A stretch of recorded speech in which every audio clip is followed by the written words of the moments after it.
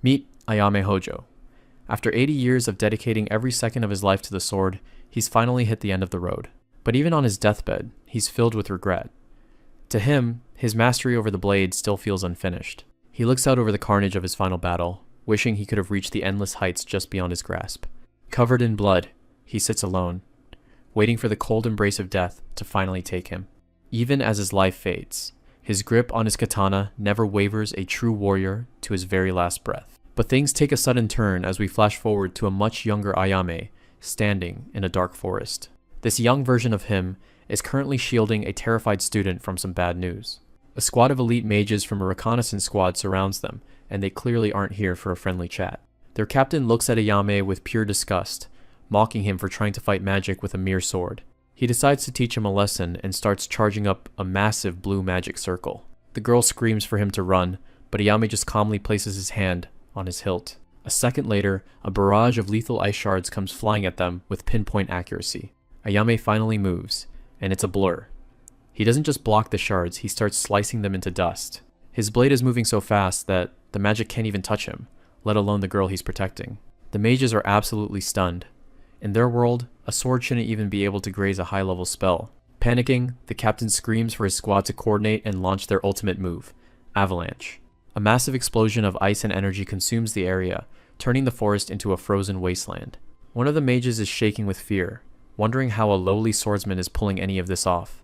But when the smoke clears, Ayame is standing there unscathed, having cut through the magic itself. The captain loses his mind, yelling at his squad to finish him off before his ego takes any more damage. He summons massive ice structures to trap them, but Ayame just stares him down with piercing red eyes. He finally draws his weapon, calling out the name of his blade, Amashiki, Heaven Eater release.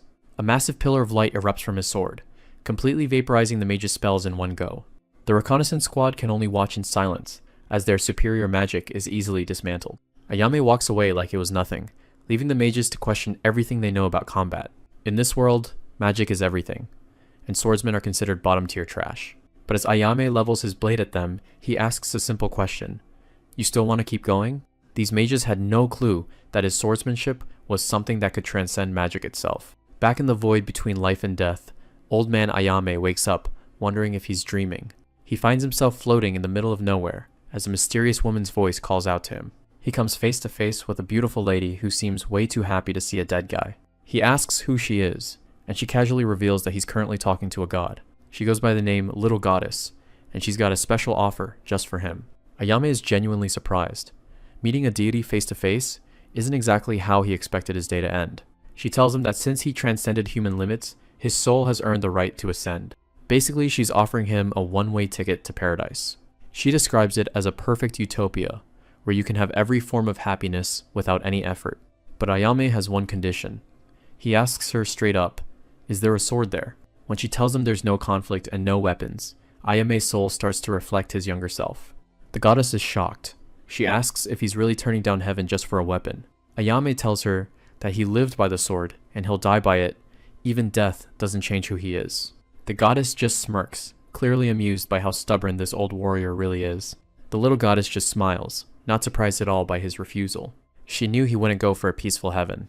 Instead, she suggests reincarnation, moving his soul into a brand new body in another world. She starts the process, and we see his soul plummeting toward a vibrant, green world far below. As a special parting gift, she even lets him take his demon blade along for the ride. Ayame is a bit suspicious of how easy this is, but she tells him the gods are always looking for humans with potential. With a final, now, go, she sends the old warrior's soul hurtling into his next great adventure. But right as he leaves, her expression changes. She forgot to mention one tiny, little detail about his destination. The place he's headed to is Magiaheim, a world where magic is considered the absolute supreme power. In a world that despises swordsmen, she's curious to see how far this old master can actually grow. Back on the ground, Ayame wakes up, and he's actually excited for the challenge. He finds himself in a sun-drenched forest, leaning back against a massive tree. He immediately checks his side, and is relieved to find that his blade made the trip safely. He grips the hilt of his old friend, feeling ready to face whatever this new life throws his way. He notices his body feels young and full of energy again, though his new outfit is definitely not what he's used to. He stands up and takes in his surroundings, wondering exactly what kind of place Magiheim really is. His first priorities are food and shelter, but deep down, he's already hoping for a rival who can actually push him. Suddenly, a girl's scream echoes through the trees, cutting through the peaceful morning air. Without hesitating for a second, he takes off toward the sound to see who's in trouble. He can't believe how light and fast his new body is as he practically flies through the forest. He reaches a clearing and finds a girl cornered by a pack of vicious-looking creatures. A group of mana wolves has the student trapped, and they're moving in for the kill. One of the beasts lunges with its jaws wide open, ready to tear her apart. The girl closes her eyes and cries out, completely paralyzed by the sight of the monster. But before the wolf can land, Ayame draws his blade in a flash of steel. The wolf's head is sliced clean off before it even realizes it's dead. His movement is so fast it's almost impossible to see, leaving nothing but a spray of blood behind. He calmly sheathes part of his blade, noting that it was a pretty unusual looking wolf. The girl looks up at him, her eyes wide with total disbelief. She asks who on earth he is. Ayame just wipes the blood off his katana, acting like he didn't just pull off a master level move. He simply tells her he's a samurai as he stares down the rest of the pack. She's never even heard that word before, but he tells her she's still in danger and offers to lend a hand. The other wolves aren't backing down and surround him, thinking they still have the numbers. Ayame doesn't wait for them to attack. He lunges forward, cutting through multiple wolves in a single pass. He's a blur of motion, turning the pack into a gory mess in just a few heartbeats. Heads fly and blood spatters everywhere as he systematically dismantles the entire group. He stands in a relaxed stance, asking the remaining wolves if they've really had enough yet. Terrified by the sheer speed of his kills, the survivors turn tail and bolt into the forest. Ayame turns back to the girl, calmly asking if she's hurt or if she's able to stand up. Still in total shock, she reaches out a hand and confirms that she's okay. She thanks him over and over, clearly overwhelmed by what just happened. She tells him he's the most incredible swordsman she's ever seen, but he just says he's still got a long way to go. She's baffled by his modesty, noting that swordsmen are so rare in this world that his presence is a total shock. Ayame is visibly taken aback, asking her how it's even possible for swordsmen to be such a rare sight. Seeing his intense reaction, Luna nervously wonders if he's a traveler from a distant land, since he looks so different. She gestures toward the horizon, explaining that things work a bit differently here in the Kingdom of Arcadia. She explains that because magic is considered the ultimate art, the way of the sword has been almost entirely abandoned. The harsh reality finally hits Ayame as he remembers the goddess's warning about this world being cold to those who choose the blade. Luna explains that in the Kingdom of Arcadia, magic is king, and swordsmanship has pretty much become a lost art.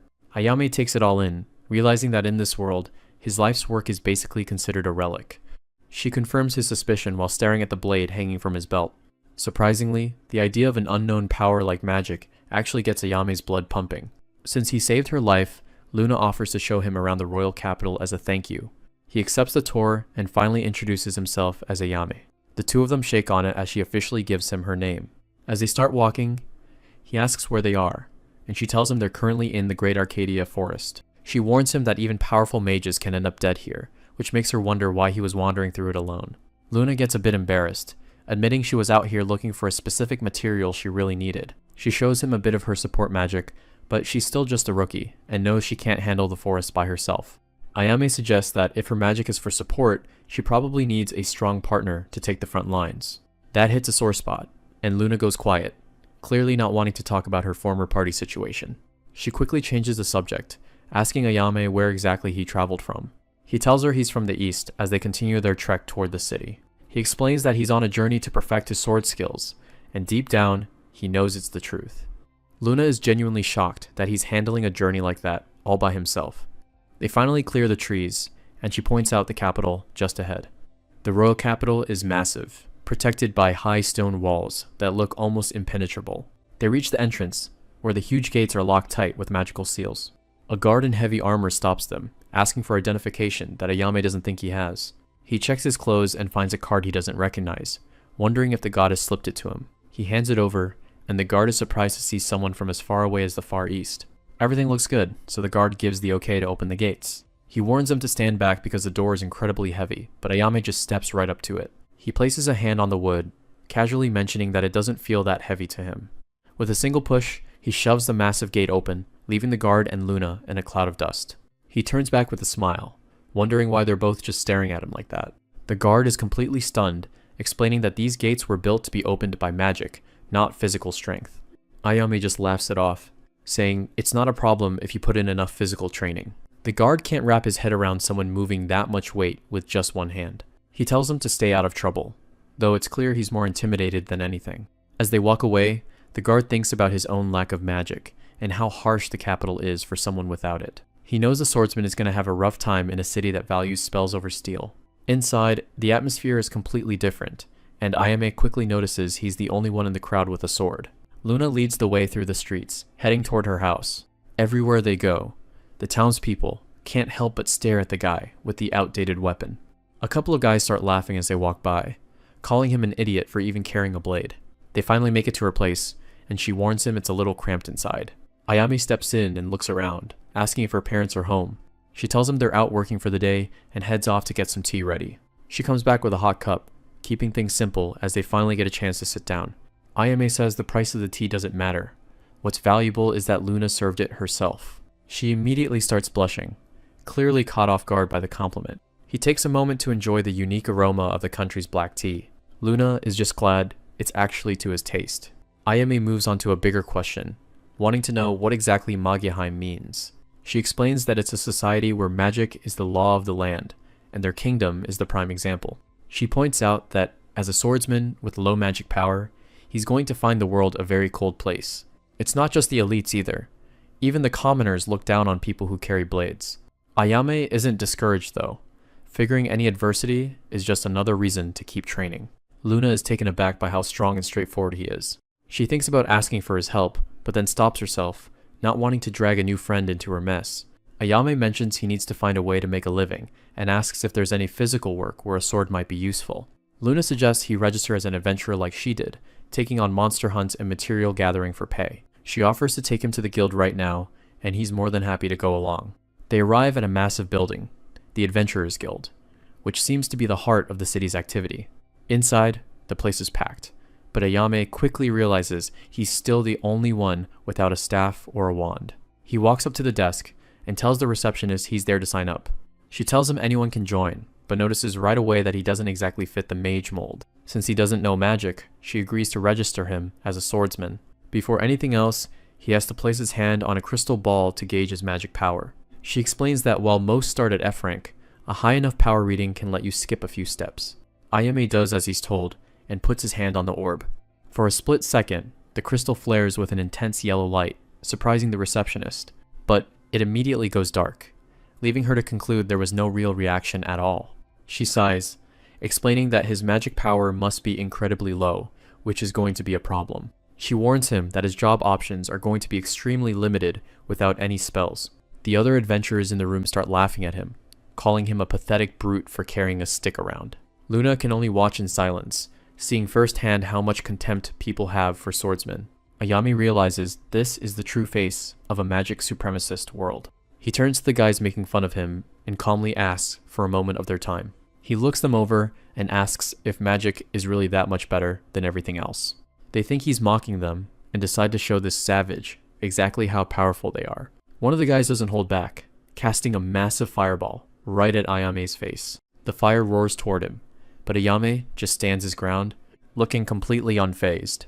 He reaches out his hand as if he's just reaching for something on a shelf. With a casual flick of his wrist, he swats the fireball away, leaving everyone in the guild stunned. He's genuinely impressed, calling the magic splendid while noting that his fighting spirit works just fine against it. He gives the terrified mage a friendly pat on the shoulder and thanks him for the lesson. Then he turns back to the receptionist and offers a quick apology for the commotion. She's in complete shock, asking if he somehow has the power to nullify magic. He just explains that he put a little fighting spirit into his hand to brush the fire aside, which only leaves her more confused. She doesn't quite get it, but she hands over his new adventurer card anyway, telling him it doubles as his ID. The receptionist points out the quest board, explaining that he can earn rewards by clearing dungeons and collecting rare monster materials. Ayame takes his new card, listening as she explains that his rank will rise along with his contributions to the capital. She gives him a polite bow, wishing him good fortune on his future battles. Luna is relieved the registration went smoothly, even with the earlier commotion. But as they prepare to leave, a sudden hush falls over the crowd, and people begin to whisper in awe. A group of mages enters the hall, led by Lord Carter, an elite from a house second only to the 5 elemental families. The onlookers gossip about Carter's overwhelming presence and his guaranteed spot in the Royal Mage Corps. Carter stops in his tracks, his eyes narrowing as he senses something out of the ordinary. He spots the pair across the room, his gaze fixed on Luna as he asks if she's reconsidered their previous discussion. Luna's face pales, and a cold sweat breaks out, her voice trembling as she whispers his name. Lord Eric corners Luna, asking if she's finally given some thought to their discussion. Luna looks completely trapped, barely able to meet his eyes. She stammers that she's still thinking it over, clearly just trying to get away. Ayame steps right between them, asking if the noble needs something from her. Eric is stunned by the interference, especially when he sees the sword at the guy's hip. Ayame doesn't back down, bluntly confirming that yes, he's a swordsman. Eric just bursts out laughing, mocking the idea of someone using a blade in this day and age. He and his crew find it hilarious that a barbarian thinks he can be an adventurer. He leans in close, calling Ayame talentless trash with zero magic power. Eric goes on a rant about how swordsmen are useless compared to mages who can clear monsters from a distance. He tells Ayame that trash belongs in the bin, not in a guild. Ayame stays perfectly calm, which only seems to irritate the noble more. Eric's face twists in anger when he realizes his status doesn't intimidate this newcomer at all. Ayame casually mentions he's new to the country and doesn't know or care who the guy is. That's the breaking point. Eric sneers that it's time to teach him what happens when you defy a noble. Luna jumps in, desperately trying to de-escalate the situation by apologizing for Ayame. She begs for forgiveness, but Eric isn't interested in an apology. He tells her he'll let the whole thing slide if she just agrees to his previous demand. Ayame ignores the noble's terms, asking if mages just naturally enjoy trampling over people. The mages are stunned by his boldness, and the air in the guild grows heavy. One of his lackeys decides to act first, launching a flame bullet straight at Ayame's head. Ayame doesn't even move as the fire rushes toward him. With a single, fluid motion, he cuts the spell right out of the air. The mage is left speechless, watching his attack flicker out into nothing. Ayame barely seems impressed, noting the magic is slightly better than what he's seen before. Eric realizes his subordinate isn't enough, and prepares to step in himself. He charges up a lightning spear, determined to show off his real power. The lightning strikes down with a violent crack. Ayame's blade moves faster than the eye can follow. He cleaves the bolt of lightning in half, leaving the mages in total disbelief. They can't wrap their heads around what just happened. Cutting a spell shouldn't be possible. Eric quickly tries to save face, claiming Ayame is just relying on some secret anti-magic tool. He scoffs that it's pathetic to rely on an artifact while acting so high and mighty. He demands to know where a commoner like him got such a high-level magic item. His crew notices people are starting to stare and suggests they get out of there. Eric backs off, giving Luna a deadline before he turns his attention back to Ayame. He leaves with a smug warning that he'll be seeing them again soon. Ayame doesn't wait for him to finish, grabbing Luna's hand to lead her away. Luna follows him out, still looking overwhelmed by the whole mess. They find a quiet spot near a fountain to finally talk. Luna looks down, clearly feeling guilty about dragging him into her problems. Ayame asks if Eric is the real reason she was out in that forest in the first place. Luna takes a breath and agrees to tell him everything. Ayame listens intently, offering to lend a hand however he can. She looks at him, confused why someone would go to such lengths for a stranger. Ayame reminds her that she's been nothing but kind since they met. Luna blushes, insisting that she really didn't do all that much for him. He points out the small things, how she taught him about the country and served him tea. Ayame explains that to someone like him, who's been reincarnated into this world with nothing but a sword. Those small gestures of goodwill stand out in a world where mages constantly look down on swordsmen. To him, her pure kindness is more than enough reason to step in. He looks her in the eye, telling her he doesn't need any other motive to want to help. Luna looks down, finally ready to open up about her past. She tells him she was born in a small village not too far from the royal capital. Growing up, she was praised by everyone for having a natural talent for magic. Her father eventually went to the capital to try and start a new business. Ayame asks if he was a great merchant, but Luna says it was much humbler than that. He just wanted to sell the specialty goods their village was known for. At first, things were looking up when he secured a contract with the Count's family. But then everything changed when the terms of the contract were altered without their consent. The noble house started demanding an enormous fee just for the use of the land. Every bit of revenue they made went straight into a debt that just kept growing. Ayame is visibly disgusted, calling out the clear injustice of a one-sided contract. Her father tried to protest, but in this world, commoners aren't allowed to oppose high nobles. He worked himself to the point of exhaustion until he finally collapsed. Ayame goes quiet, seeing exactly where the rest of this story is headed. Luna and her mother try to keep things going, but they were quickly reaching their limits. That's when Lord Eric of House Carter stepped in with his offer. He promised to ease their debt if Luna came to work at his house as a maid. Refusing to be trapped, she became an adventurer, hoping to earn enough to pay it off herself. But every time she tried to join a party, things mysteriously fell apart, likely Eric's doing. Ayame realizes that Eric's true target was never the money, but Luna herself. He gently pats her head, acknowledging just how rough things have been for her. Luna finally breaks down, crying out that her father worked harder than anyone. She asks if being a noble really gives someone the right to trample over commoners like this. Ayame tells her that power isn't meant for oppression, it's meant to protect those who can't protect themselves. He looks back on his own life, having fought in countless battles over the years. In the end, it was always because there was something or someone he felt he had to protect. He admits he genuinely loves the sword and the thrill of a good fight, but the path of Bushido he follows also values gi, true righteousness. He draws his sword slightly, explaining that its purpose is to cut down cowardly and unjust acts. That is his way of life as a samurai, and he's going to use it to help her. Ayame then makes a surprising proposal. He suggests they form an adventure party together. Luna is caught completely off guard by the offer, her eyes wide with shock. Ayame vows to stand at the front and cut down any danger that comes their way. Luna realizes she no longer has any reason to be intimidated by Eric now that she has a partner. He places a reassuring hand on her shoulder, noting that questing is a way to strike it rich. Ayame looks at her with absolute certainty, promising that the two of them will be just fine. Luna wipes away her tears, feeling a surge of hope for the first time in a long while. She gives him a bright, genuine smile, admitting that his words are giving her a lot of confidence. Ayame tells her that a smile suits her much better than the troubled look she was wearing before. To himself, he admits that he'll likely end up having to fight Lord Eric eventually. He grips his sword tightly, silently looking forward to the challenges that lie ahead. Luna declares that their new goal is to strike it rich, and Ayame asks if she has a specific plan. With newfound excitement, she suggests they take on a challenge she could never face alone: a dungeon. She can already see the two of them venturing into the dark depths and overcoming every monster they encounter. Ayame is puzzled by the unfamiliar term, but they soon arrive at the ominous, glowing entrance of a dungeon. The Adventurers Guild is packed with people looking for their next big score. Someone pulls a quest flyer right off the request board. Ayame and Luna check out a D-rank gathering quest to see if it's worth their time. It's a low-risk job, but Ayame seems like he was hoping for something a bit more challenging. Luna reminds him that they have to stick to their rank. He's only an F, and she's a D. Ayame sighs and scans the busy room, agreeing to take the job. Luna heads off to handle the paperwork while Ayame stays behind. The other adventurers are already whispering about him, calling him a bumpkin swordsman from the east. They joke that a killer like the Ripper will probably take him out before the day is even over. Suddenly, a silver-haired noble named Eric stops Ayame to talk some trash. Ayame doesn't flinch, telling the guy he only shows respect to people who actually earn it. Eric just laughs it off, clearly enjoying the chance to pick on someone he thinks is beneath him. Ayame brings up the unfair contract Luna is under, which immediately gets under Eric's skin. Eric sits back and reminds him that, in this country, nobles and magic are absolute. He flashes a magic circle to show off, claiming nobles are the ones who protect and bless the commoners.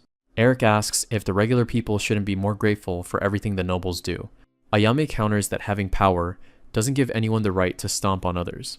Eric ignores him, distracted by his creepy obsession with having Luna all to himself. Ayame stays focused, deciding then and there that he's going to help Luna pay off her debt.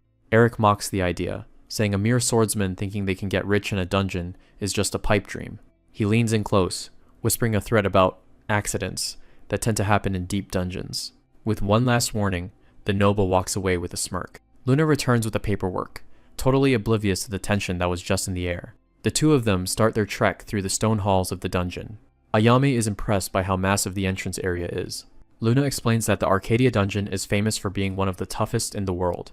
She mentions that things only start getting really dangerous once you hit the 20th floor. Past that point, only high-rank adventurers are even allowed to step inside. Ayame notes that the rank system is a lot more solid than he initially expected. They start descending the stairs into the lower levels.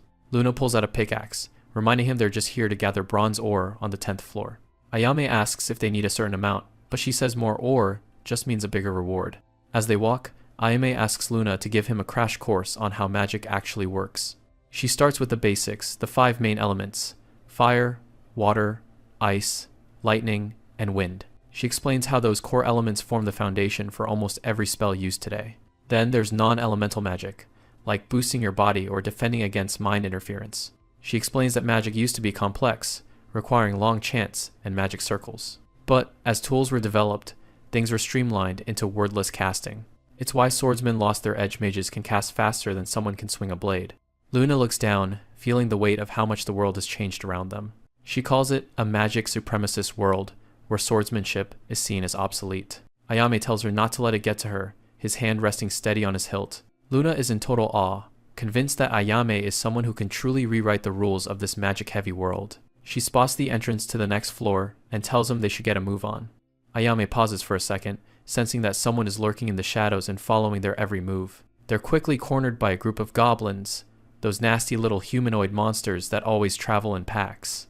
Luna warns him to stay sharp, explaining that while they look small, they're incredibly cunning and well organized. Ayame doesn't look bothered at all, as he draws his sword and gets into a stance. He still feels those hidden eyes on them, so he decides to hold back his legendary Heaven Eater technique for now. He doesn't even need to fully draw his blade to leap up and deliver a flurry of precise strikes. He lands effortlessly, thinking to himself that this level of combat is exactly what he expected for the second floor. Behind him, the goblins are instantly torn apart, blood spraying everywhere as they fall. One of them is still trying to get up, and Ayame realizes these things are actually a bit tougher than they look. Luna explains that it's because of magic defense, the way monsters naturally use mana to harden their bodies. Ayame suggests he handle the front line while she stays back, but Luna isn't about to just watch. She chants a magic weakening spell, sending out ripples of light that wash over the remaining monsters. The goblins are hit by the curse, their movements slowing down until they're barely able to lift their arms. Without missing a beat, she casts Body Enhancement to give Ayame a massive boost in physical power. He feels the magic surge through his veins, genuinely impressed by how much of a difference her support makes. He flashes through the remaining goblins, his blade a blur as he clears the rest of the room. Luna is stunned, telling him he was so fast that her support magic probably wasn't even necessary. Ayame tells her she did a great job, which makes the poor girl blush and giggle like she's won a prize. In reality, he knows that without her weakening those monsters, the fight would have been a lot more of a chore. He reflects that a normal swordsman would have a really hard time breaking through that kind of magical defense. Luna looks at him with a mix of respect and curiosity, noting that he acts way more composed than someone his age should. Ayame just rubs the back of his head, lying about how he just grew up around a lot of adults. Deep down, he's thinking about his previous life, where he lived to be over 80 years old. Luna stops in her tracks, noticing that the floor has gone way too quiet for a place that should be packed with monsters. Ayame agrees, pointing out that he can't sense many presences around them anymore. Luna uses a scouting spell to check the surrounding area, and Ayame thinks it's a pretty clever use of magic. But the moment the results come back, the color completely drains from her face. She screams that a massive monster is charging straight for them, something that has no business being on this floor. Massive, razor-sharp claws tear through the stone floor as the beast emerges from the darkness. The air gets heavy with bloodlust, and both of them look up at the towering threat. Luna panics, shouting that this is a high-rank monster that usually stays on much deeper levels. A legendary griffin looms over them, its glowing eyes fixed on its new prey. Ayame just grins and gets a firm grip on his sword, more than ready to test his skills against something in a different weight class. Luna is the first to spot the monster, shouting out that it's a griffin. The massive beast screeches, its body crackling with arcs of magical energy. Ayame steps in front of her and warns her to get back, it's far too dangerous. He draws his blade, ready to take on the creature himself. Luna isn't going to just stand there. She prepares to cast a support spell. She hits Ayame with a body enhancement buff to boost his physical stats for the fight. The griffin dives at them, but Luna trusts her partner to handle the front line. Ayame notices that the beast is already covered in deep, bleeding gashes. He realizes the monster might have been lured here on purpose, as some kind of trap. The beast lets out a deafening screech as it goes on the offensive. Ayame narrowly dodges a massive stomp that shatters the stone floor. He realizes this high-rank monster is on a completely different level than the goblins he's fought. The griffin lunges with its powerful beak, but Ayame stays focused. He clashes with the creature midair, sparks flying from the impact. He manages to deliver a direct strike, but it barely leaves a scratch on the tough hide. Ayame decides to stop holding back and prepares his Heaven Eater technique. He invokes the release, causing his blade to glow with an intense white aura. With the attack ready, he leaps forward to press his advantage. He launches himself into the air, closing the distance in a flash. A flurry of blinding white slashes rains down on the beast. Luna watches the exchange, breathless, as she cheers him on. Ayame reads the monster's movements perfectly, dodging another strike. He lands a massive horizontal blow across its front. Blood sprays as the griffin takes a heavy hit to its neck. Ayame clicks his tongue, annoyed that he didn't manage to decapitate it in one swing. He realizes his current physical body still has a lot of training to do. With one last motion, he finishes the beast and acknowledges it as a strong opponent. Luna is stunned that he actually beat a rank monster all by himself. Ayame sheathes his sword and reminds her that he promised they would win. He inspects the corpse and notices that those razor-sharp wounds weren't made by magic. He concludes that the creature wasn't at full strength when the fight started. He wonders if someone was intentionally toying with it to test him. Suddenly, a round of slow, condescending applause comes from the shadows. Master Light, known as Lord Eric, steps forward with his retinue. Luna is visibly shocked to see the noble standing there in the ruins. Ayame doesn't mince words, accusing the man of sicking the griffin on them. Eric ignores the charge and offers a gentlemanly proposal instead. He wants to settle things with a one-on-one duel between them. Ayame stays quiet, listening to what the noble has to say. Eric reveals the stakes. If he wins, Luna belongs to him. Luna is horrified, protesting that she only came here to clear her debt. Eric's subordinates smirk, knowing Ayame's strength is the only thing she has to rely on. Master Light makes it clear that he's the one Ayame will be dueling, and that Luna is the prize on the table. He adds that Luna's support magic is strictly forbidden, framing it as a standard rule for a fair duel. The noble admits it's a 1,000,000,000 to 1 shot, but he tells Ayame he can name whatever reward he wants if he wins. He mockingly asks if he wants a mountain of gold or a title, confident it'll never come to that. Ayame's response is immediate. His only demand is to nullify the unfair contract imposed on Luna's father. Eric agrees, with a smug grin, and a swirling magical energy begins to manifest around his hand. He activates a magic seal, declaring that with both parties' consent, the duel is now officially sealed. Ayame watches as a corresponding mark appears on his own hand, making the contract absolutely binding. The Sword Saint is eager to get started, clearly enjoying the position of power he holds. He calls the upcoming match a rabbit hunt, and signals the beginning of the fight. High-voltage mana crackles between his fingertips as he warns his opponent to be ready to lose an arm. He summons a volley of lightning spears, sadistically telling Ayame that healing magic will keep him from actually dying. The golden spears rain down from the sky, homing in on the swordsman with lethal speed. Ayame reacts instantly, weaving through the projectiles as they shatter the ground around him. The noble laughs, impressed that Ayame is actually more than just some mediocre fighter. He fires off another wave of lightning spears to keep the pressure on his target. Ayame continues to dodge with incredible precision, frustrating the attempt to hit him. A massive blast engulfs the area, and Eric taunts him for being able to do nothing but run away. Luna grew up in a perfectly normal family, but unlike her parents, she was born with a rare talent for magic. Her parents were thrilled, and Luna herself started to believe she was destined for something huge. Being praised as a prodigy since childhood convinced her that her magic was truly incredible. But that dream shattered when she reached the royal capital and saw the kingdom's court mages. They were on a completely different level. Among them were nobles, like Eric of House Carter, whose magic was so advanced it made her feel like a total amateur. In this magic supremacist world, the nobles were absolute rulers who sat at the very top of the hierarchy. Things took a turn for the worse when her father fell seriously ill, and Luna knew she had to find a way to pay for his treatment. She felt terrible for putting her family through so much struggle just to keep her in school. That's when Eric Carter started pursuing her relentlessly, though, to him, she was clearly just an object to be owned. Desperate for any kind of income, she wandered into the woods to take on a quest she had no business doing. Naturally, she ended up surrounded by dangerous monsters, and in those final moments, she regretted ever thinking she could make it alone. She was ready to give up, hoping her sacrifice might at least spare her family any further suffering. But then, a man appeared. Ayame Hojo stood before her with nothing but a sword in his hand. To Luna, he looked like he was glowing, and it was a moment she'd never forget for the rest of her life. She admired how firm Ayame was in his sense of self, even when facing off against a powerful noble like Eric. He didn't waste any time, and immediately took down the griffin like it was nothing more than a pest. Ayame told Luna not to look so worried, confidently promising her that he wouldn't lose this fight. Luna could only watch in awe as this mysterious swordsman prepared to face the magic of a high-ranking noble. She clasped her hands together and prayed for his safety as the battle began in earnest. Eric didn't hold back, hitting Ayame with a massive pillar of fire that swallowed him whole. The noble laughed hysterically, convinced that his attack had turned the barbarian into ash. But then, the flames were suddenly split in two as Ayame cut right through the magical energy. Eric's arrogant smirk instantly vanished when he saw his target was completely unharmed. Ayame pointed his blade at the noble and declared that it was finally his turn to go on the offensive. Eric panicked, barely able to keep track of Ayame's speed as he closed the distance in a flash. A heavy strike slammed into Eric's barrier, sending bright sparks flying as the noble struggled to hold his ground.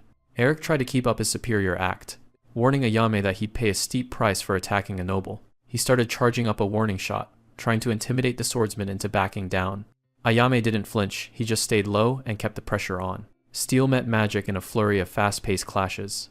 Ayame was pushed back by the force of an explosion, making Luna's heart sink as she watched from the sidelines. Eric stood tall and demanded an immediate apology, offering a fake chance at forgiveness. But Ayame just brushed it off, calmly stating that he'd already seen everything the noble was capable of. Eric just laughed it off, clearly enjoying the chance to torment someone he considered beneath him. The noble began gathering every bit of mana he had left for a final, massive blow. In response, Ayame prepared his own trump card, Amagui, Release. His blade began to glow with a brilliant, intense light that seemed to eat away at the surrounding air. Eric unleashed a barrage of flame and lightning spears, certain this would finally end the fight. A storm of high-level spells rained down on the lone swordsman from all directions. Eric cackled, shouting that there was absolutely no way anyone could dodge an attack of this magnitude. But Ayame didn't even try to dodge. He just stood his ground and prepared for a single swing. With one swift motion, he sliced right through the magical onslaught, completely deleting the spells and leaving Eric speechless. Ayame stood tall, his sword glowing as the remains of the high-level magic evaporated around him. He looked completely unfazed, casually asking the noble if that's all he has to offer. Luna and the other mages were in total shock, having never seen anyone just block a spell like that with a hunk of metal.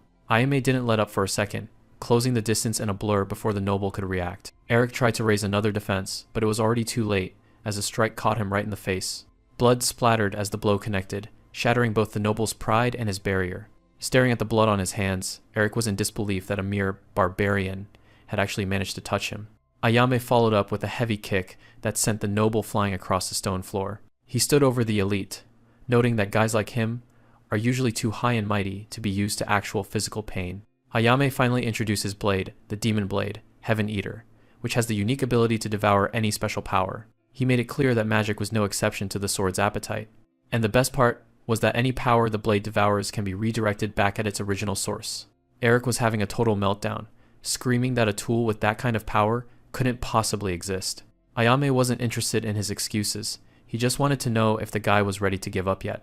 Clutching his wounded face, Eric was absolutely seething with pure rage and frustration. He warned the swordsman that if he kept this up, there would be dire consequences for crossing House Carter. The noble started ranting about being a genius destined for greatness, refusing to accept defeat at the hands of a commoner. Ayame just reminded him that he's only reaping the seeds of the feud he started himself. Eric completely lost it, shouting at Ayame to shut up as he tried to muster whatever mana he had left. But Ayame just kept slicing through his spells, dismantling the noble's pride with every calculated swing. He gave the guy one last choice: stand tall with his remaining pride, or just give up and fall. Eric was pushed past his limit, his eyes burning with pure hatred for the man who humiliated him. He decided to unleash a secret, forbidden technique, the glowing patterns of the evil eye. Even his own mages were horrified, knowing that their boss was about to do something truly reckless. A dark, purple energy began to pour out of Eric's eye as he prepared to bet everything on one last, desperate strike. Eric Carter is losing his mind. He screams, "Release!" finally unleashing the seal on his evil eye of lightning, as energy arcs wildly across his face. One of his followers warns him that using that eye will literally kill him, but Eric's pride as a noble is worth more than his life. He refuses to be a laughingstock for the other 5 elemental houses. He activates lightning body armor, cloaking himself in high voltage energy that turns him into a living electrical storm. He launches himself at Ayame like a bolt of lightning, moving so fast that most people wouldn't even see him. Ayame is genuinely surprised. He can barely track Eric's movement as the speed gap suddenly becomes astronomical. Eric is a blur of blue and gold, leaving a trail of electricity as he closes the distance in a fraction of a second.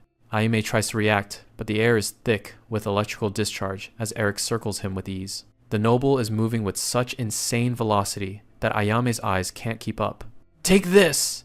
Eric screams, swinging his sword with enough force to shatter the ground beneath them. A massive explosion of fire and lightning follows the impact, as Eric continues his frantic, high-speed assault. He rains down a barrage of strikes, confident that his overwhelming magical power will crush the mere swordsman once and for all. But Ayame isn't just defending. He activates Heaven Eater, a skill that starts siphoning the raw magical energy straight out of Eric's attacks. Lightning starts crackling along Ayame's own blade as he prepares a thunder blade, ready to pay Eric back in his own coin. Eric is stunned. He never expected a barbarian like Ayame to have a move that could absorb and redirect his own element. Ayame slashes, the shockwave of the clash tearing through the room as their 2 powers collide head-on.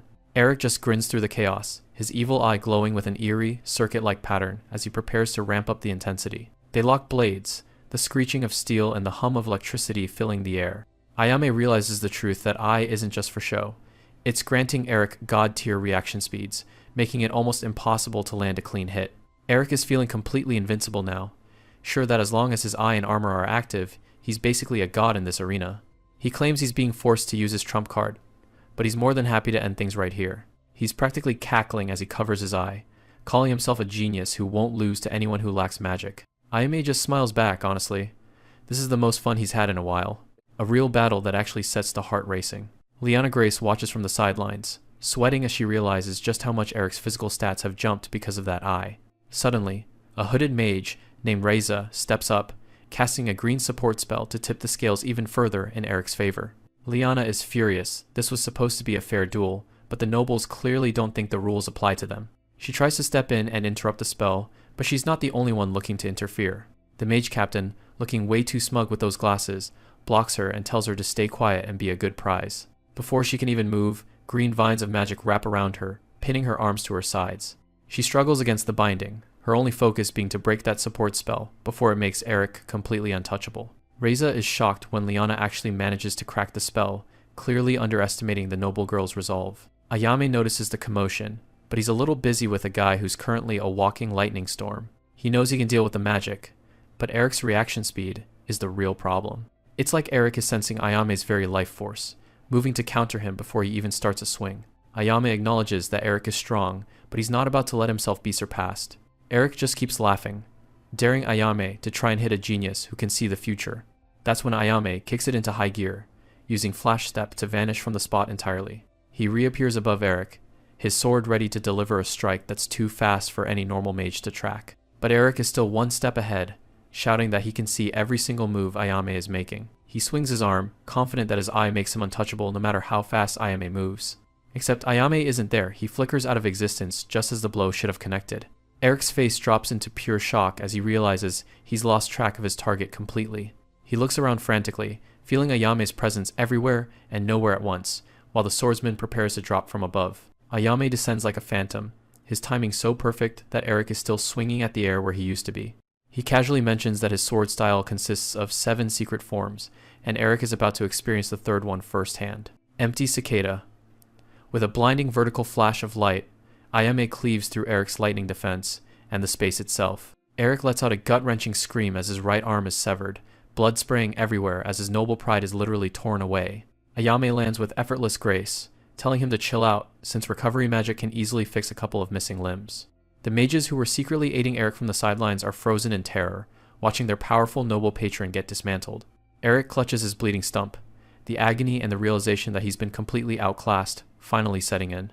Ayame breaks it down for him that Evil Eye reacts way too fast, which actually makes Eric's movements predictable if you know how to set the bait. Eric is on his knees, trembling and sobbing in disbelief that a primitive swordsman could humiliate someone with his pedigree. Ayame turns to Liana Grace, noting that it takes a certain kind of courage to admit when you've been beaten. But Eric is still spewing venom, cursing Ayame, and calling commoners trash even as he's groveling on the ground. In a final, desperate burst of ego, he ignites his remaining power, his eyes glowing with a terrifying, fiery intensity. But Ayame doesn't give him a second chance, moving faster than the eye can follow to close the gap once more. The look of pure, primal fear returns to Eric's face as the shadow of the swordsman looms over him. Ayame has him pinned, his blade tip pressed right against Eric's throat as the arena falls silent. He asks if they're really going to keep this charade going, his voice devoid of any emotion. He's done with the duel and wants to know if the fight itself is actually over, or if Eric still has more nonsense left. Eric starts hysterical threats about his father and noble family, promising that Ayame will regret every single thing he's done. Ayame just looks down at him with genuine pity. Is a family name really the only thing he has to defend himself with?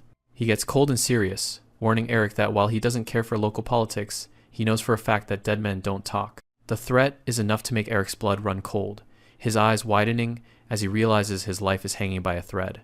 Ayame raises his glowing sword, the purple energy humming with enough power to end the noble then and there. His gaze is as sharp as his blade, showing that he's not the type of person you can intimidate with empty words. Eric finally snaps and begs for mercy, promising to cancel the unfair contract on Luna's father, just like the duel agreement said. Ayame isn't letting him off that easy, pointing out that since Eric cheated by bringing in outside mages, the stakes have just gone up. He forces Eric to swear that he will never again trample over the weak, making him repeat the vow while groveling in the dirt. A magic seal erupts around Eric as Ayame overwrites the conditions, binding him to a contract that even his noble family can't break. Eric is left dazed and confused. He didn't even know it was possible for a non-mage to hijack and rewrite a magic seal. Ayame doesn't stick around for questions, just offering a final, cold farewell to the mage who thought he was a god. With one swift, decisive motion, he strikes, ending the conflict and leaving a lasting mark on the arrogant noble. A sudden flash of steel and the fight is over before it really started. Eric Carter slumps to the ground, clutching his neck as blood spills through his fingers.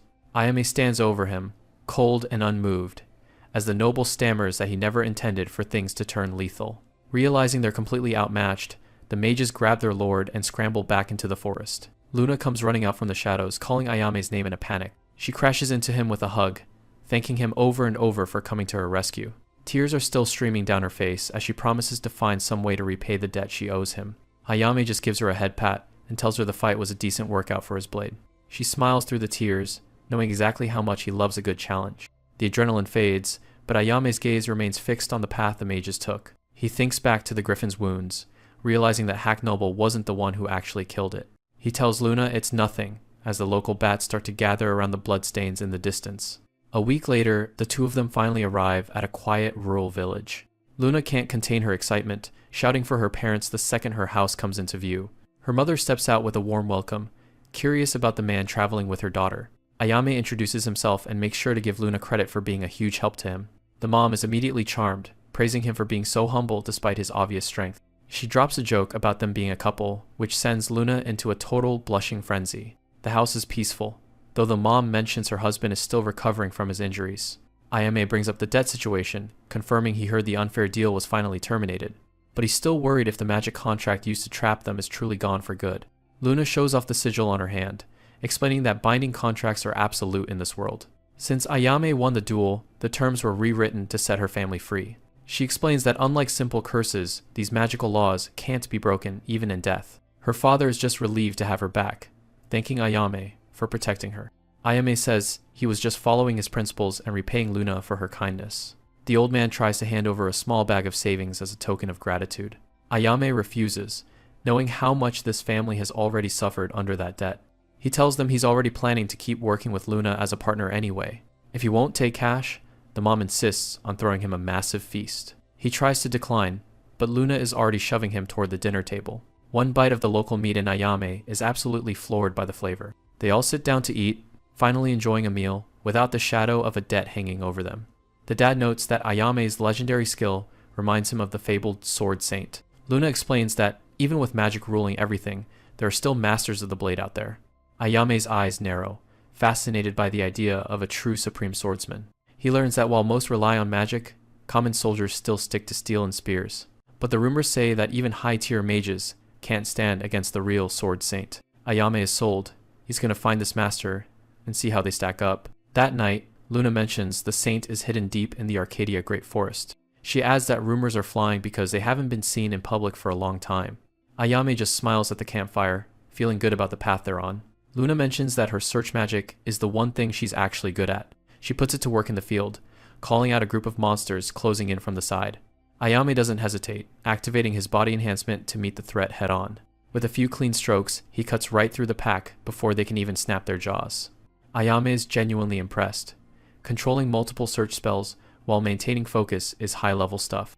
Later, as they cook over a fire, Luna admits she used to be pretty reckless when she traveled alone. She stares at her food, telling him that back when they first met, he felt like a savior to her.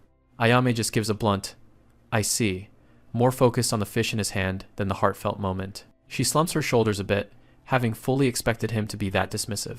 Ayame asks if she's really sure about this journey, pointing out she could have just stayed home until things settled. Luna lies back and smiles, confessing that adventuring has been a dream of hers for a long time. She looks toward the horizon, determined to see the world with her own 2 feet. Even as a child, she spent her days buried in books, imagining her own grand journey. Now, she sees a clear path, Ayame on the front lines, and her supporting him from the rear. He tells her that would be a huge help, then tells her to get some sleep while he keeps watch. It doesn't take long for her to drift off, finally resting easy for the night. Ayame stays awake, staring at the alien sky and thinking about how some things never change, no matter the world. The next morning, they're back on the move, but the forest feels different. Luna stops in her tracks, looking genuinely worried as she tries to scan the area again. She points out that even though they're deep in the Great Forest, all the monsters have suddenly vanished. Ayame's eyes sharpen, and he tells her to use search again, spreading it as thin and wide as possible. Concentrating hard, she sends a massive pulse of magic through the ground. After a long pause, she looks up and shakes her head. Still absolutely nothing on her radar. Ayame realizes exactly what's going on.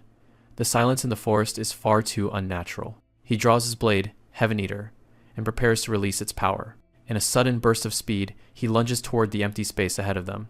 He strikes the air with a massive, glowing slash. The entire forest view starts to shatter like glass, revealing the truth hidden behind the illusion. He explains that since he knew it was a barrier, he used his blade to devour the magic holding it up.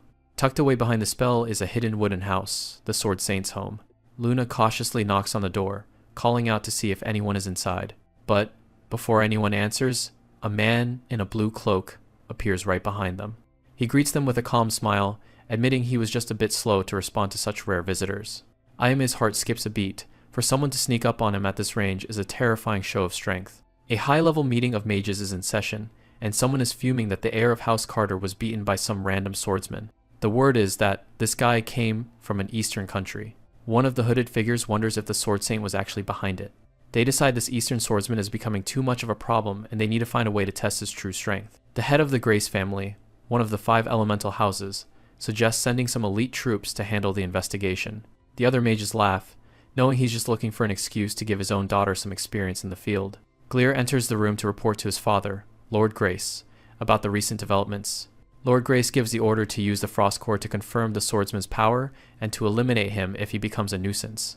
The mage captain accepts the command with a chilling smirk, ready to prove the might of magekind. Meanwhile, Ayame Hojo and Luna have arrived at a secluded estate. Liana Light, the Sword Saint, comes out to greet her rare visitors. Ayame doesn't waste any time, asking point blank if she's the one they call the Sword Saint. Liana doesn't deny the title. He follows up with a bold request. He wants to cross blades with her right here and now. Liana notices his katana and guesses he's a samurai from the Far East. She invites the group inside so they can speak more privately. She leads them into her dojo, a quiet place dedicated to the path of the sword. Her student, Liana Grace, approaches with a cloth in hand, curious about who would come visiting at a time like this. When she hears Ayame is there for a spar, she's skeptical. In an era of magic, a dojo challenger is practically unheard of. Liana Light has some bad news though. She's currently nursing an injury to her dominant arm and can't fight. Ayame is visibly disappointed. He didn't come all this way just to be turned away by a bandage. Seeing the tension, the blue-haired girl steps up and asks her master for permission to take the match in her place. She tells them she wants to test her own limits against the master with such an unusual style. Liana Light agrees, thinking it's a good opportunity for her student to face someone with Ayame's level of skill. Ayame has no objections. He's willing to take on whoever is ready to stand against him. He picks up a wooden practice sword, his stance shifting into something more focused. The girl drops her cloak, revealing her training gear. She introduces herself as Liana. Ayame gives his name in return as they square off in the center of the hall. Liana takes a hard gulp, trying to steady her nerves against his intense presence. The Sword Saint gives the signal, and the match officially begins. Liana lunges forward with a shout, putting everything she has into the first strike. Ayame parries the blow effortlessly, his movements as fluid and precise as ever. He warns her that raw strength isn't going to be enough to win this duel. Even so, she refuses to back down, her determination flaring as she prepares to strike again. Ayame notices a shift in her energy. He realizes she's using body enhancement magic to augment her physical limits. The spell is affecting her blade as well, a clever way to bridge the gap in their fighting styles. Ayame welcomes the challenge, telling her to come at him with everything she's got. She charges in again, her movements bolstered by the glowing mana. The two of them exchange a rapid flurry of blows that echoes through the quiet dojo. Despite her magical boost, Ayame remains perfectly calm, countering every strike with minimal effort. He can tell she's put in an incredible amount of training. Every swing of her sword feels heavy with experience. But it's still not enough. With a single sharp move, he disarms her and sends her wooden sword flying. The Sword Saint calls the match to an end before anyone gets hurt. Ayame already has his practice sword held at her throat. It's a decisive victory. The girl catches her breath and concedes the match, while her master praises her for such a solid performance. Liana Light thanks Ayame for the match and begins to ask about the source of his incredible skill. Liana Light is curious about his background. She asks where he learned to fight like that. He just gives a short answer. On the battlefield. Liana Grace is amazed. He read her reinforcement magic perfectly after just one brief exchange. He pushes her, pointing out that she's definitely hiding some more aggressive offensive spells too. Ayame wonders why such a precise mage would even bother with the sword. Her casting speed was way ahead of anyone he's seen so far. Even with her arm in a sling, Liana Light is fired up. She asks Ayame if he'd care to face her in a match too. He's already got his practice sword ready. He's been itching for a real challenge. They square off, and the Sword Saint makes the first move with a swift overhead strike. Ayame stays calm, ducking under the blow with barely an inch to spare. She's impressed. Most people would have tried to block a strike from her, but he chose to dodge instead. She follows up immediately, her movements surprisingly fluid for someone with one arm out of commission. Ayame can feel a strange weight behind her strikes. It doesn't feel like magic, it feels innate. He realizes he's dealing with someone who has pushed their physical limits to the absolute edge. After a few intense rounds, Liana Light steps back and admits she can't keep up. She's stunned that he held his own while only using one hand the entire time. He returns the compliment, telling her that even injured, her sword was magnificent. He's already looking forward to a rematch at full strength. Ayame asks for her age, and she tells him she's 28. To reach that level of mastery before 30, most would call that the mark of a true genius. She admits she relies more on raw instinct than any set theory when she's in the middle of a fight. Ayame shakes his head. He tells her bluntly that he didn't sense any talent in her style at all. The comment catches everyone by surprise, sounding like a sudden insult. He clarifies that her sword isn't built on luck or gifts, but on years of brutal practice and experience that goes beyond genius. He tells her she's walked a path of Ashura, a hellish road of effort. He's genuinely glad he got to meet someone like her. Liana Light smiles, admitting that it was her lack of natural talent that forced her to polish her skills through sheer effort. She has a favor to ask. She wants Ayame to take over as Liana Grace's teacher. She thinks his perfected technique is exactly what her student needs to reach the next level. But Liana Grace suddenly bows her head and apologizes, saying she has to decline. Liana Light is confused. She doesn't understand why her student would turn down such a rare opportunity. Liana Grace mumbles something about having family obligations that keep her from committing. Liana Light sighs, realizing that everyone has their own burdens to carry. Ayame notices something else about the estate. He asks why she set up a barrier specifically designed to keep mages away. Liana Light's expression darkens. She tells him that, to explain that, she has to talk about a killer known as the Ripper. The mention of the name sends a chill through the room, leaving Ayame and Luna completely wide-eyed. Master Light leads the group through his training grounds, finally bringing up the name everyone's been whispering about, the Ripper. Liana Grace recognizes the nickname immediately, a notorious serial killer who's been specifically targeting high-ranking mages. Liana Light, an associate of the Sword Saint, admits her injury came from a sudden sneak attack where the killer vanished in an instant. Ayame Hojo studies her closely, asking if the wound she received was a clean, sharp slash. She confirms it, explaining that those precise cuts are exactly why suspicion fell on swordsmen like them, and now the kingdom's knights are on their trail. Ayame Hojo scans the room, realizing that's why they're hiding behind a heavy anti-mage barrier. Luna is baffled, wondering how Ayame Hojo even saw the barrier when it didn't trigger her magical detection at all. He casually tells her he doesn't need magic, he just uses his 5 senses. The girls can't even process that, looking at him like he's speaking another language. Liana Light clenches her teeth, knowing she'll likely be executed for a crime she didn't commit unless they find the real culprit. Master Light watches her with a heavy heart, fully aware of the magic supremacy world they live in. Ayame Hojo offers his sympathy, but the woman just asks him to call her Light. She stares off, lost in thought, as the weight of the situation sinks in. Ayame Hojo recalls the griffin he recently fought, and how those wounds were far too sharp to have come from a normal blade. Liana Light agrees, noting that the precision of the strikes is almost unnatural for a swordsman. She suspects the real Ripper is actually a mage, using cutting magic to specifically frame martial artists. A dark silhouette looms over blood-soaked ground as the mystery of the killer deepens. As Ayame Hojo and Liana Grace prepare to leave, Liana Light warns them both to stay very careful. Luna walks behind Ayame Hojo, looking like something is weighing heavily on her mind. He stops and looks back, asking if she has something she wants to get off her chest. She immediately waves her hands in a panic, insisting everything is perfectly fine. Ayame Hojo gives her a reassuring smile, telling her she's got a bright future with the sword. As they walk through the forest, Liana Grace mentions how well he and the other Liana seem to hit it off. He just shrugs it off, figuring the woman was probably just interested in his sword skills. Ayame Hojo shifts the conversation back to the Royal Magic Knights, asking if they really are as elite as people say. Liana Grace explains they're a group of specially selected, high-ranking mages who can cast powerful magic without saying a word.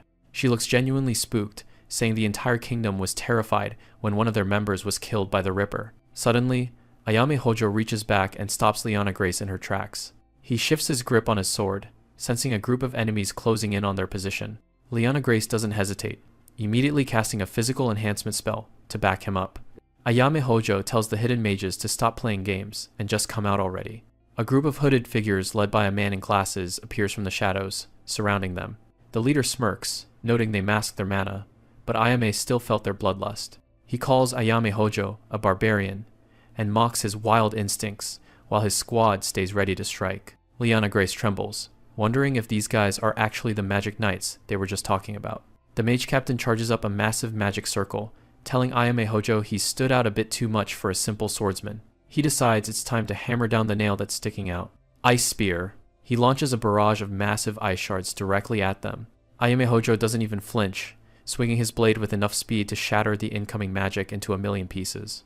The mages are absolutely stunned, unable to believe a barbarian could just cut through their magic. The mage captain doesn't lose his cool though, amping up his power to pick up the pace of the battle. Ayame Hojo leans into his charge, prepared to cut through whatever else they throw his way. The hooded mages are frozen in absolute disbelief. How can a mere barbarian block a concentrated magical assault with nothing but a sword? Avalanche. The mage captain screams the command, and his subordinates pool their mana together to double down on the ice spell. But Ayame Hojo doesn't even flinch, meeting the massive wall of frost head-on and cleaving it apart with a single glowing strike. The mage captain grits his teeth, his arrogance finally cracking as he realizes he's up against more than just a simple swordsman. He pulls out a set of magic crystals, channeling his frustration into one final, desperate attempt to end the fight.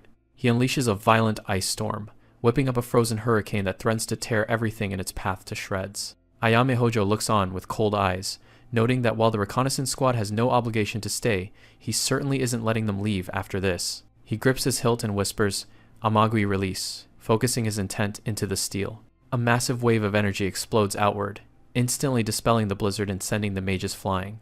The hooded subordinates cower in the wake of the shockwave, terrified by the sheer power of a move they've never seen before. Ayame Hojo stands in the center of the clearing, casually asking if they have any other tricks they'd like to try. Realizing they're outmatched, the mage captain retreats, smirk returning as he claims they've already obtained all the data they need on him.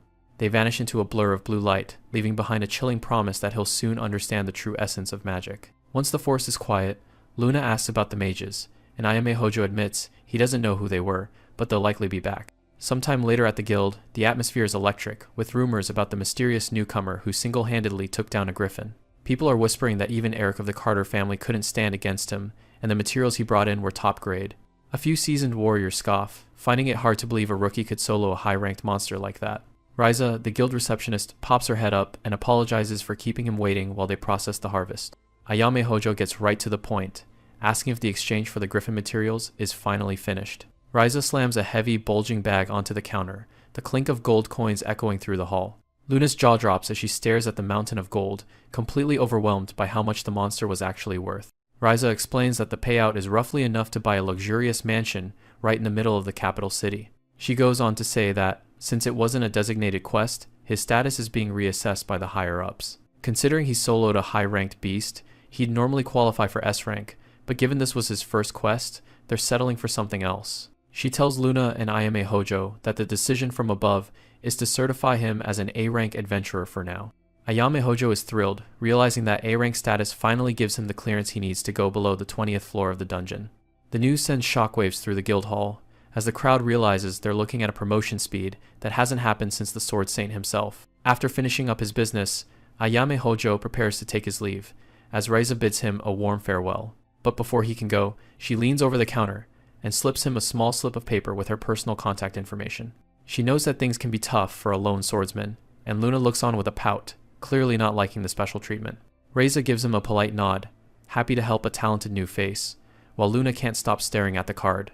Elsewhere, Liana Grace gallops through the moonlit forest on her way home, her mind still racing with the events of the day. She thinks about how Master Light's sword was like a flawless, unmatchable work of art, but Ayame Hojo's power felt like something else entirely. She reaches the gates of her massive estate, reflecting on how he reached his level through pure effort and experience rather than just innate genius. She sighs as she slips back inside, knowing her position as a noble daughter normally wouldn't allow her to pursue the path of the sword.